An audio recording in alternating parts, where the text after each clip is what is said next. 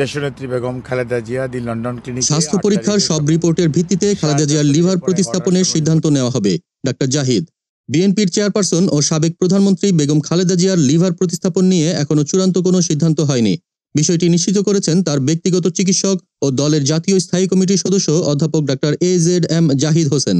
মঙ্গলবার লন্ডনের স্থানীয় সময় সন্ধ্যায় দ্য লন্ডন ক্লিনিক এর সামনে সাংবাদিকদের ব্রিফিংকালে ডাক্তার জাহিদ বলেন, বেগম জিয়ার স্বাস্থ্য পরীক্ষার সব রিপোর্ট পাওয়ার পরেই লিভার প্রতিস্থাপনের বিষয়ে চূড়ান্ত সিদ্ধান্ত নেবে মেডিকেল বোর্ড। তার বয়স ও শারীরিক অবস্থার বিষয়টি গুরুত্ব সহকারে বিবেচনা করে পরবর্তী পদক্ষেপ নেওয়া হবে। তিনি বলেন, ম্যাডামের বয়স এখন ৭৯। লিভার প্রতিস্থাপন তার শরীরের জন্য উপযোগী কিনা তা বিবেচনায় আনতে হবে। তবে রিপোর্ট সম্পূর্ণ না আসায় এখনই চূড়ান্ত সিদ্ধান্তের সময় আসেনি।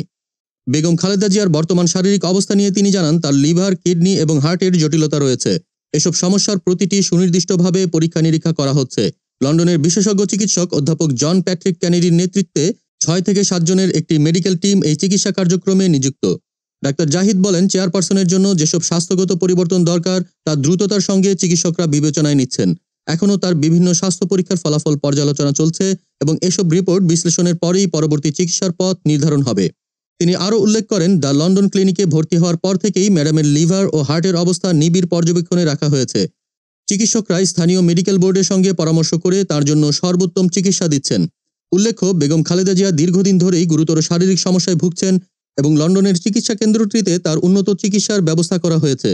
তবে লিভার প্রতিস্থাপন সম্ভব কিনা এবং তা কার্যকর হলে তার স্বাস্থ্যের উন্নতি হবে কিনা তা নিয়েই এখন মূল আলোচনা চলছে।